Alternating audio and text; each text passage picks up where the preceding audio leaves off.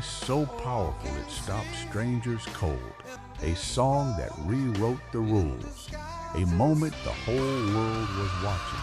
And then, nothing. Welcome to Rock&Riffs, where we don't just play the music, we tell the truth behind it. Today we count down 10 rock artists who had everything it took. The voice, the song, the moment, and still watched it all slip through their fingers. These are not just music stories. Some of them are human tragedies. Some will stop you cold, and every single one of them deserved a better ending. Number 10, Pete Ham, Without You. Badfinger, 1970. The way the story goes. Paul McCartney once called it the killer song of all time. Harry Nilsson took it to #1 in America and the UK in 1972. Mariah Carey did it again in 1994. The song has been covered by over 150 artists. And the man who wrote it, Pete Ham of Badfinger, died at 27, penniless, in his garage, 3 days before his own birthday. Pete Ham was born in Swansea, Wales in 1947. He formed his first band as a teenager, and by 1968, the Beatles' own road manager, Mal Evans, caught the group, then called the Iveys, performing at the Marquee Club in London. Every single Beatle approved the signing. Badfinger became the first non-Beatles act on Apple Records. Ham wrote No Matter What, a top 10 worldwide hit in 1970. Break Time equals 05. Then came Day After Day and Baby Blue. Then came Without You, a ballad he co-wrote with bassist Tom Evans. By fusing two half-finished songs neither could complete alone. The verses were Ham's. The chorus, Can't Live If Living Is Without You, was Evans. They smile, but in your eyes, your sorrow shows. Together, they built one of the most covered songs in the history of popular music, and they never saw a cent from it that wasn't stolen. Their manager, Stan Polly, ran a financial operation so fraudulent that Warner Brothers Records eventually ordered a full audit of an escrow account that was supposed to hold $600,000 of band money. The account was empty. Polly had vanished it. Warner pulled Badfinger's album from shelves while it was selling 25,000 copies a week. The label terminated the contract. Lawsuits began. Then I'll let you go. Time equals 005. Pete Ham had recently bought a house. His girlfriend was pregnant. In March 1975, his salary checks didn't clear. In April, they never arrived. He spent weeks trying to reach Polly by phone. Polly never answered. On the night of April 23, 1975, Pete Ham met Tom Evans in a pub near his home. He told Evans quietly, "Don't worry, I know a way out." Evans drove him home in the early hours of April 24th. P.T. Ham went to his garage studio and hanged himself. He was 3 days shy of his 28th birthday. He left a note. The postscript read, "Stan Polly is a soulless bastard. I will take him with me." His daughter Patera was born 1 month after his death. Tom Evans, who co-wrote Without You, hanged himself from a tree in his garden in 1983, still fighting over the royalties. Stan Polly was never criminally charged. The song still plays. The man who wrote it never got to hear how far it would go. If you are enjoying this, do well to like, share, and subscribe to keep connected. Number 9, Nick Drake, Pink Moon, 1972. Pink moon, gonna get you. He walked into his record label's London office. He left the master tape of a finished album at the front desk without saying a word to anyone and walked back out. Nobody at Island Records even knew he had been recording. That was Nick Drake. That was Pink Moon. Nick Drake was born in Burma in 1948 and raised in rural Warwickshire, England. He signed to Island Records at 20 while still studying at Cambridge. His debut, 5 Leaves Left, was released in 1969. Layered, orchestral, achingly beautiful. It sold almost nothing. Pink moon is on its way. His second album, Brighter Later in 1971, expanded his sound with jazz arrangements and session players. It also sold almost nothing. By then, Drake had stopped performing live entirely. His last known public gig ended when he walked off stage mid-song, sat down in the dark, break time .05, and refused to continue. In late 1971, he slipped into a London studio after midnight with only his producer John Wood and recorded Pink Moon in 2 sessions. Just Drake, just his acoustic guitar, 11 songs, 28 minutes. He carried the finished master tapes under his arm to Island's office, left them with the receptionist without a word, and left. None of you stand so tall.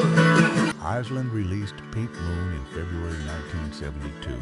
No promotion, no interviews, almost no sales. The critical response was a polite shrug. Drake retreated to his parents' home in rural Warwickshire.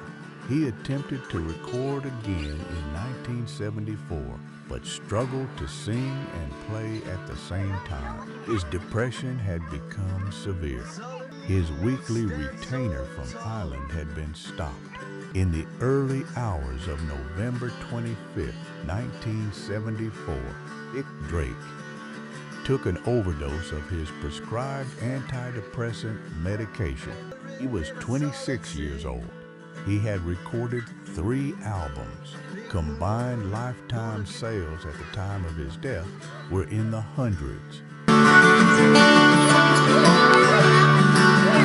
Then, in 1999, a Volkswagen commercial aired in the United States. The title track of Pink Moon played behind images of a quiet night drive. Within days, the album was in record stores again. Pink Moon eventually went platinum posthumously. His influence on artists including Tom York, Elliott Smith, Norah Jones, and Bon Iver is documented and immense. Nick Drake made 3 albums, sold almost none of them, and shaped the next 50 years of singer-songwriter music. He never knew. Number 8, Graham Parsons, Return of the Grievous Angel, 1974, Keith Richards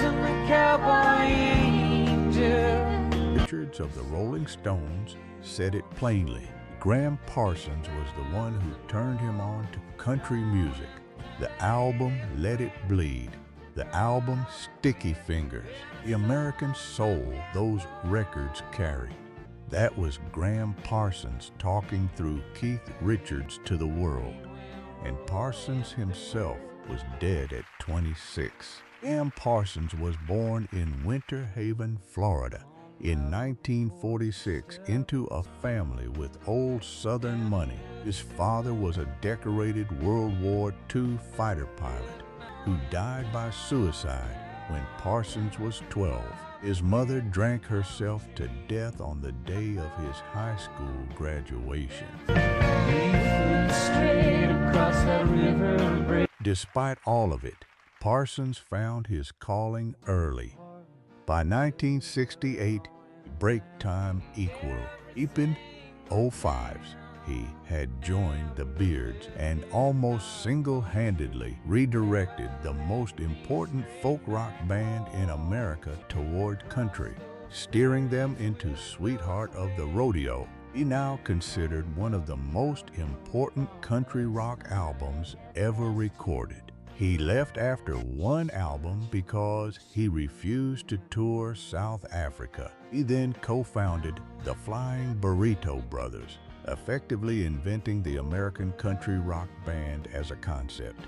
Then came his two solo albums, GP in 1972 and Grievous Angel, recorded in 1973 and released posthumously in 1974, recorded alongside a young Emmylou Harris, whose entire career Parsons launched almost by himself. He also introduced Emmylou Harris to Linda Ronstadt. That meeting produced one of the most important artistic friendships in American music history. Parsons did that too. On the evening of September 18th, peak time equal 5s, 1973, Parsons overdosed on morphine and tequila at the Joshua Tree Inn in California. He was 26. Grievous Angel had just been finished. The European tour was 3 weeks away. In a stranger detail than any fiction could invent, his road manager, Phil Kaufman, stole his body from Los Angeles International Airport. Before it could be flown home, drove it to Cap Rock at Joshua Tree National Park, doused the casket in 5 gallons of gasoline, and set it on fire. Parsons had told Kaufman he wanted his ashes spread there. Because there was no California law stealing a body, Kaufman was charged only with stealing $35 because this band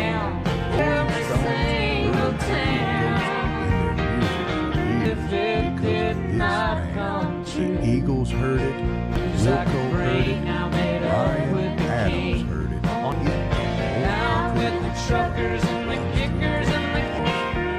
He never lived to see any of it. Number 7, Alex Chilton, September Girls, Big Star, 1974. The Replacements wrote an entire song about him. REM cited him as a foundational influence. Rolling Stone listed 2 of his Big Star songs among the 500 greatest of all time. Novelist Michael Chabon called September Girls the greatest #1 song that never charted. At the height of his influence, Alex Chilton was working as a dishwasher, a cab driver, and a tree trimmer, living in a tent and on friends' couches. Alex Chilton grew up in Memphis and was 16 years old in 1967 when he sang lead on The Letter by the Box Tops, a song that went to #1 on the Billboard Hot 100 at 16. He was the first voice on hundreds of thousands of radios across the country. By 1971, he'd formed Big Star with guitarist Chris Bell, bassist Andy Hummel, break time equals 05s, and drummer Jody Stevens. Their debut, Pieced One record, was released in 1972 on Ardent Records through a distribution deal with Stax Records. The problem: Stax was a soul label, not a rock operation. Distribution for rock records through that system was shambolic. One record barely reached stores. Big Star made Radio City in 1974 anyway. September Girls is on that record, a shimmering, bittersweet piece of power pop that that Rolling Stone later ranked in their top 500 songs. Neither album charted. Chris Bell quit. Andy Hummel quit. Hilton made a third album, Third Slister Lovers, a damaged, experimental, heartbroken record that Island Records shelved indefinitely. That's the time she makes it right. Alex Chilton spent the 1980s nearly homeless. 3 records out, working odd jobs, no royalties, no recognition.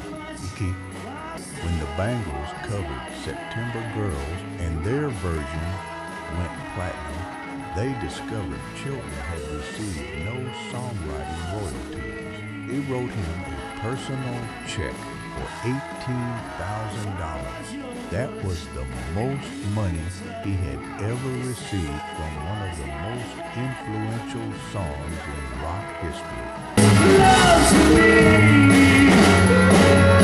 He died of a heart attack in New Orleans on March 17, 2010, just 3 days before he was scheduled to perform at South by Southwest with the reunited Big Star. He was 59. A tribute concert was assembled for that SXSW appearance, which went ahead as planned in his memory. The Replacements sang, "I never travel far without a little big star." They weren't wrong. The whole of alternative rock traveled on his back without ever paying the fare. Number 6, Shannon Hoon, No Rain, Blind Melon, 1993 before the video aired, nobody had heard of them. After it aired, E-Girl was everywhere. A tap-dancing little girl in a bee costume who finally finds her people at the end of a meadow. And No Rain was on every radio in America, peaking at number 1 on the alternative and rock charts. Blind Melon went multi-platinum. Shannon Hoon was 25 years old and looked like he'd be rock royalty for the next 20 years. He was dead at 28. Shannon Hoon was born in 1967 in Lafayette, Indiana, where his father worked as a bricklayer and his mother ran a local bar. He spent his teenage years in the small town of Dayton, and at 18, he drove himself to Los Angeles with almost nothing. In LA, through his sister, break time .05s, he reconnected with an old family friend from back home, Axl Rose. Rose invited Hoon to sing backing vocals on the Use Your Illusion albums. Hoon sang on The Garden, Live and Let Die, and November Rain. He appeared in the Don't Cry video, sharing lead vocals with Rose.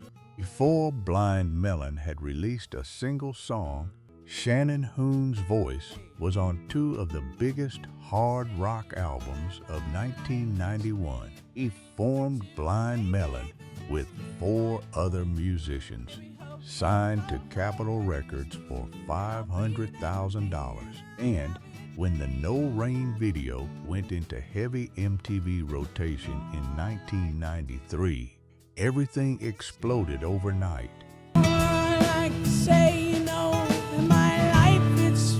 But Hoon's substance problems had started long before the fame. Cocaine was the primary issue.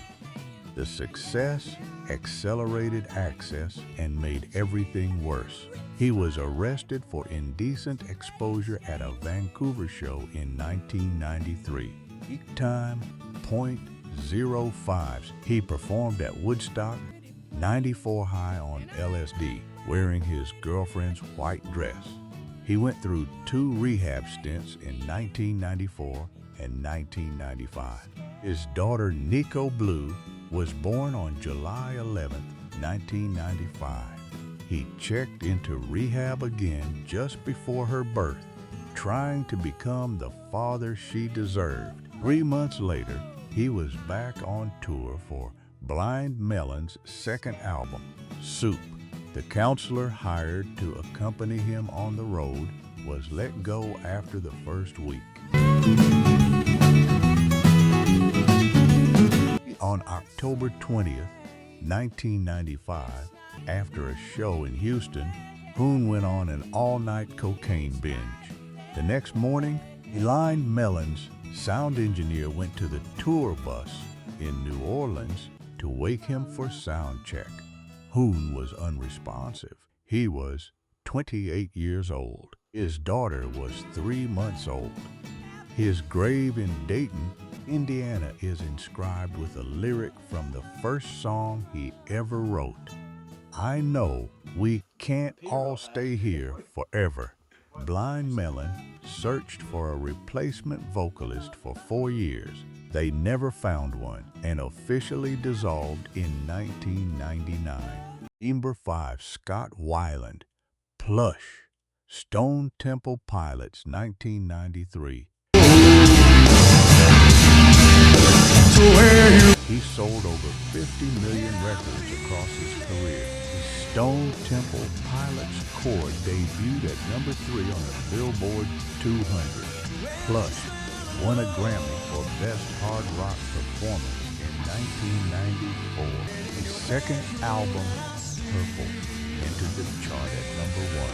He was one of the most powerful baritone voices the grunge era ever produced, and he spent the better part of 20 years losing himself to the drug that arrived the same month the Grammy did. Scott Weiland was born in San Jose, California in 1967. He formed Stone Temple Pilots in the late 1980s in Southern California, and by 1992 they were competing directly with Nirvana and Pearl Jam for the soul of a generation. He tried heroin for the first time in August 1993, 2 months after Core went platinum. Each time drove 5s. He was on tour with the Butthole Surfers. It made me feel safe, he later told Esquire. It was like the womb. In November 1993, Stone Temple Pilots performed on Saturday Night Live. 5 days later, Weiland injected heroin for the first time. In March 1994, STP won the Grammy. In 1995, Weiland was arrested for heroin and crack cocaine possession in Pasadena. The Cycle, platinum record, arrest, rehab, relapse, repeat, defined the next 2 decades. He was fired from Stone Temple Pilots. He formed Velvet Revolver with former members of Guns N' Roses and sold millions more. He was fired from Velvet Revolver. He reunited with STP. He was fired again in 2013. In his final month in 2015, he was touring in small venues with a band called The Wildabouts. His bandmate and guitarist had just died of a drug overdose weeks before.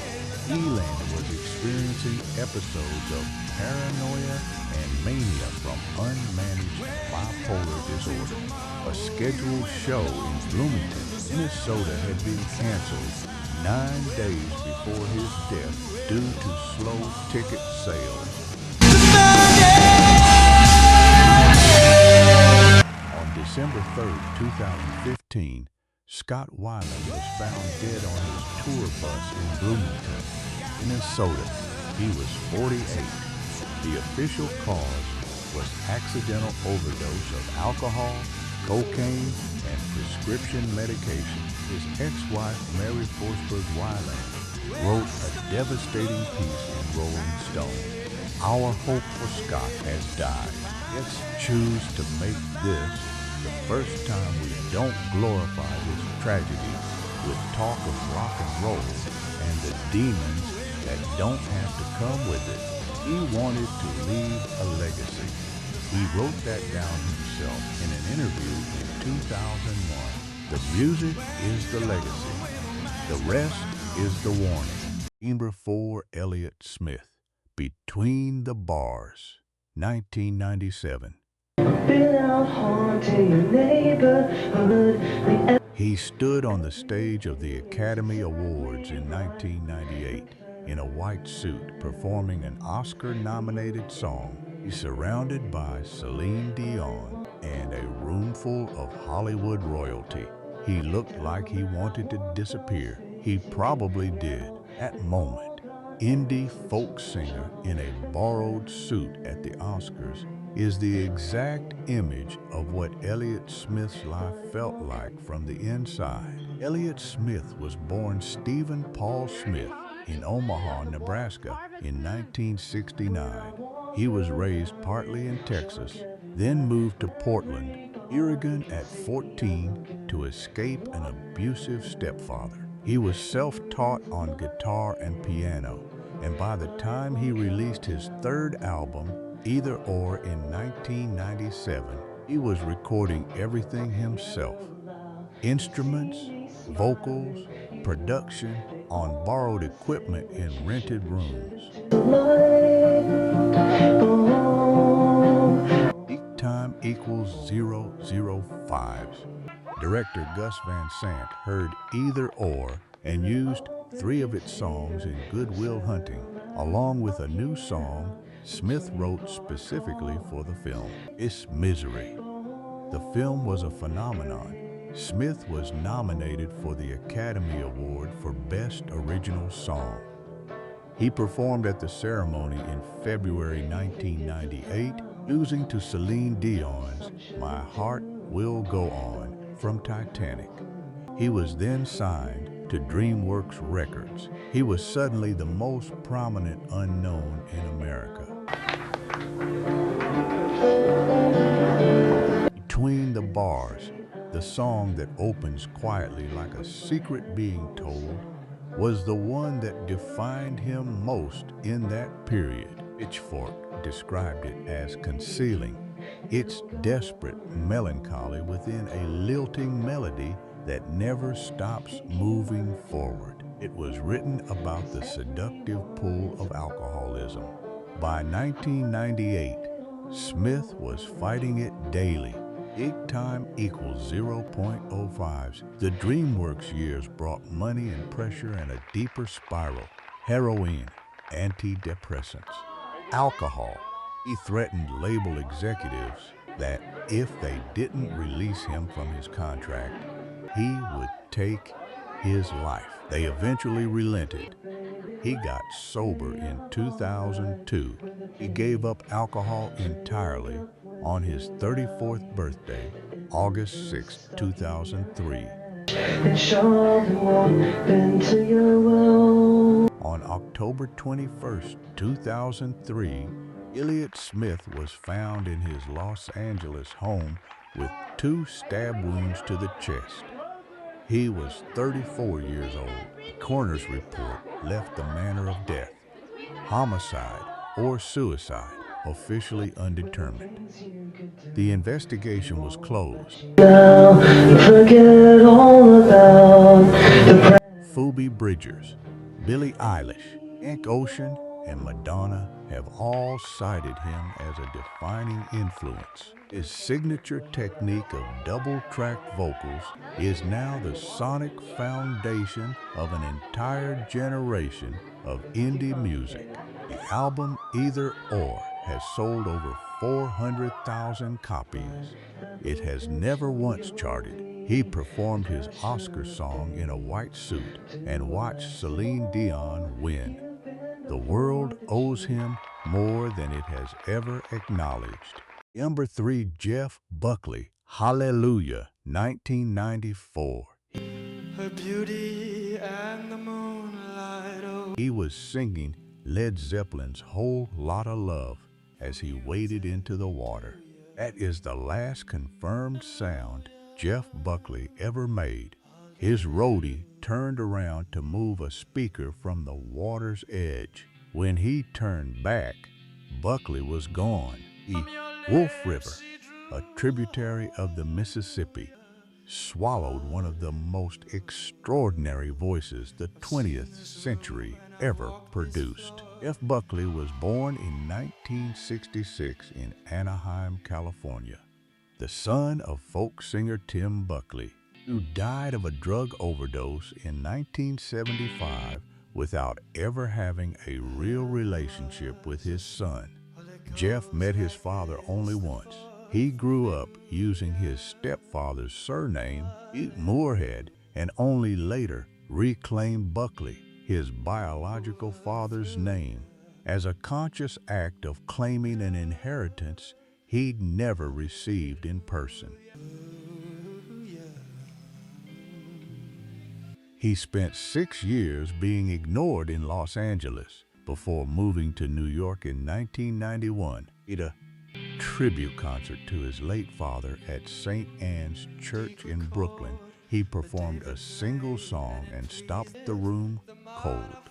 By the summer of 1992, every major label in New York was pursuing him. Columbia Records signed him, reportedly for over $1 million. Later that year, his debut album, Grace, was released in 1994. It peaked at number 149 on the Billboard 200. Initial reviews were mixed. It sold 175,000 copies by the time Buckley died. Columbia considered it a commercial disappointment.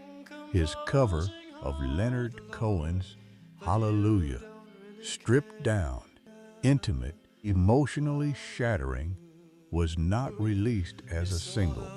It was buried on the album. Critics at the time barely mentioned it. Emmy Page called Grace extraordinary. Robert Plant, Bob Dylan, Peak Time, 05's David Bowie. Industry insiders could hear what the charts could not register. In February 1997, Buckley moved to Memphis, Tennessee, to record his second album, the one he believed would be the record that mattered. He played intimate residencies in Memphis bars to work out new material in front of real audiences. His band was flying in from New York on the evening of May 29, 1997. That afternoon, Buckley and a roadie got lost trying to find their rehearsal space. They drove to the Wolf River Harbor. Buckley waded in fully clothed, lying on his back in the water, singing. His roadie turned to move a boombox. When he looked back, Buckley was gone. His body was found on June 4th by a passenger on a riverboat. The autopsy showed no drugs or alcohol in his system. Accidental drowning. He was 30 years old.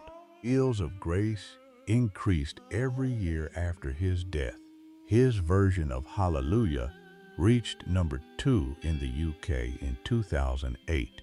The album was eventually certified platinum in the United States in 2016. He made one studio album.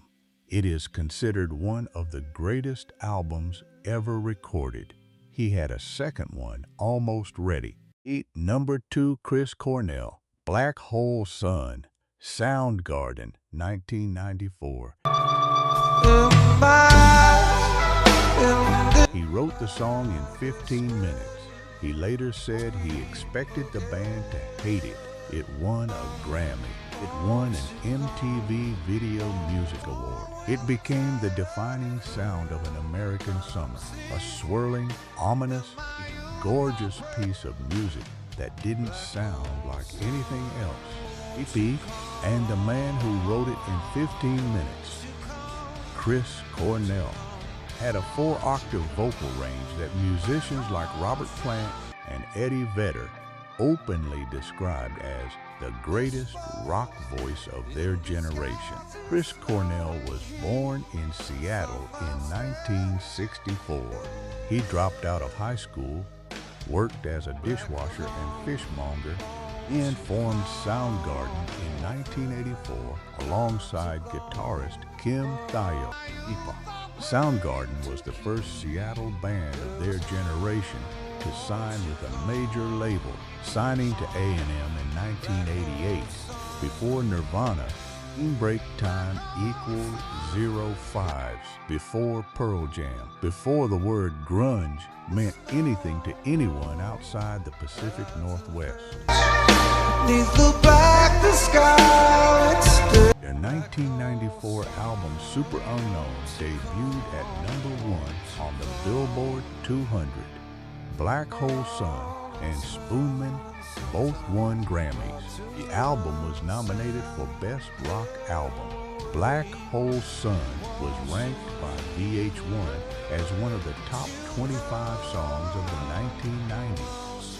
Cornell had battled severe depression since his teens, had been a daily drug user at 13, and had built one of the most original creative voices in rock directly out of that darkness. Soundgarden broke up in 1997.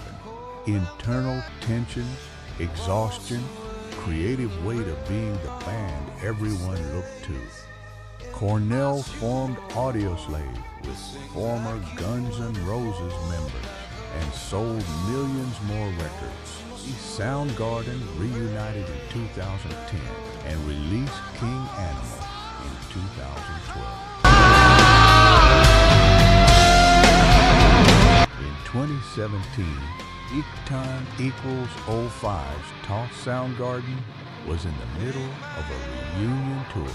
On the evening of May 17, 2017, UNL performed what would be his final Soundgarden concert in Detroit. He played Black Hole Sun. The Seattle Space Needle went dark that night in tribute. Chris Cornell died by suicide in his hotel room in Detroit in the early hours of May 18, 2017. He was 52. His widow stated that prescription anti-anxiety medication taken in excess that night may have contributed to a state that overwhelmed his judgment. A medical examiner ruled the manner of death suicide. Soundgarden was inducted into the Rock and Roll Hall of Fame in 2025. 8 years after his death, guitarist Kim Thayil said Cornell would definitely have been stoked. A bronze statue of Chris Cornell now stands outside Seattle's Museum of Popular Culture. The Space Needle went dark the night he died. Every single Seattle band of his generation, the ones who followed in the wake he created, owed him a debt that can never be fully stated. #1, Ian Curtis. Love Will Tear Us Apart, Joy Division. In 1980, And resentment rises high. he wrote the most famous breakup song in post-punk history about the collapse of his own marriage. While epileptic, while on medication that was destroying his stability, while managing a band on the verge of its first American tour. On the night before, Joy Division was scheduled to fly to the United States, the tour that would have broken them worldwide. Ian Curtis hanged himself in the kitchen of his Macclesfield home. He was 23 years old. Turned away on your side. Ian Curtis was born in Macclesfield, England in 1956. He formed Joy Division with Bernard Sumner, Peter Hook, and Stephen Morris in Manchester in 1976. Out of the debris of the punk explosion, building something slower, darker, and more architectural than anything their peers were doing. peak time 0.05. Their 1979 debut, Unknown Pleasures, is now one of the most recognizable albums in the history of British music. The cover art, a radio wave from a pulsar, is one of the most reproduced images in rock culture. Curtis had been diagnosed with epilepsy in December 1978. The medication prescribed, phenobarbital, was known to cause severe depression. He was performing concerts that triggered seizures. His marriage was collapsing. He had fallen deeply in love with a Belgian woman named Annick Honoré. His wife, Deborah, was pregnant with their daughter, Natalie. He was pulled in every direction simultaneously and medicated with a drug that made everything darker. The live performances became harrowing. Curtis would collapse on stage in full seizures, and audiences sometimes didn't know whether it was performance or a medical emergency. Wake time .05. It was frequently both. Something so good. Love Will Tear Us Apart was released as a single in June 1980, 1 month after Curtis died. It went to number 13 in the UK. When it was re-released in 1983, it reached number 19. The song has been covered by Paul Young, Arcade Fire, Nouvelle Vague, and dozens more.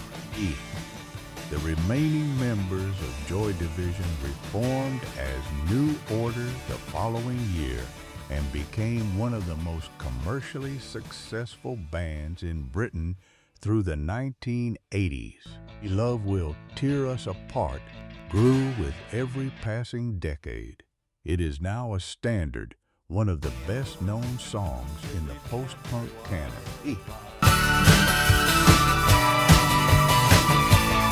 On the eve of the American tour that would have changed everything, the night before the flight, the night before the world, Ian Curtis watched Werner Herzog's film Strossek, listened to Iggy Pop's The Idiot album on repeat, and made the final decision of his short life.